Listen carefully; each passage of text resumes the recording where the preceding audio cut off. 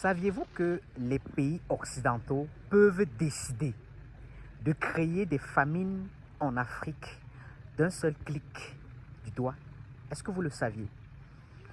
Est-ce que vous savez que dans le secteur pastoral, quand je parle du secteur pastoral, il s'agit du secteur d'élevage.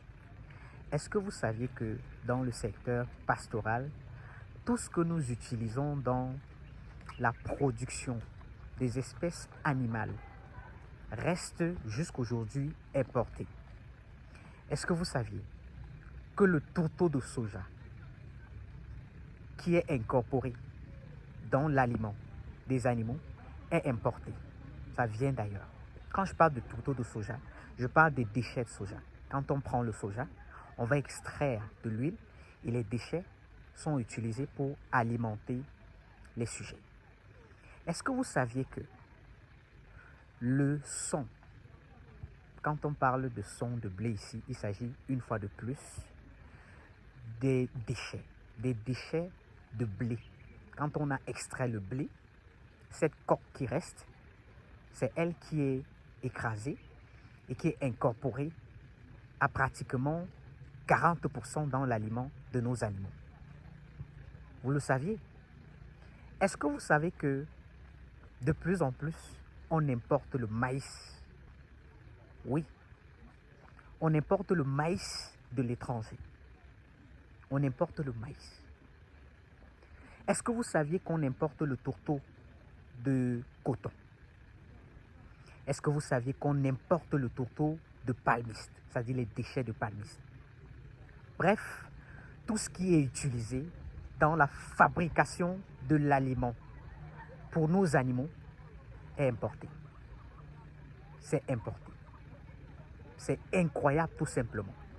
Dans un continent qui veut se développer, les dirigeants mettent un accent, je le disais dans une autre vidéo, dans les secteurs qui vont les permettre de s'engraisser et non dans les secteurs qui vont permettre au bas peuple de sortir de la pauvreté.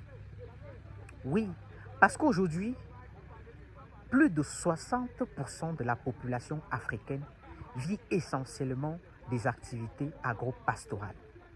Mais qu'est-ce qui explique que les gouvernements africains ne mettent pas un accent dans ces secteurs agro-pastoraux?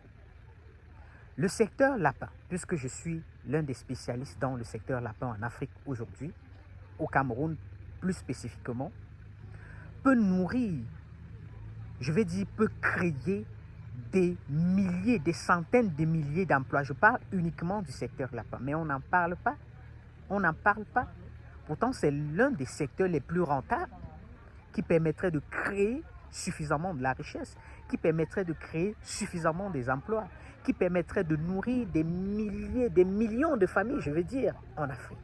Pourquoi est-ce qu'on n'en parle pas? Est-ce par pure méchanceté ou bien par ignorance? Et si aujourd'hui, les pays occidentaux qui font venir ces matières premières décidaient de mener un embargo, c'est-à-dire de ne plus faire venir ces produits-là chez nous, qu'est-ce qu'on devient? Puisque c'est ça qui nous permet, bien évidemment, de nourrir les animaux. Et vous connaissez que le secteur, je dis bien pastoral, le secteur de l'élevage, crée des centaines de millions d'emplois en Afrique. Pourquoi ils font ça? Pourquoi les gars font ça? Dites-moi. Pourquoi ils font ça?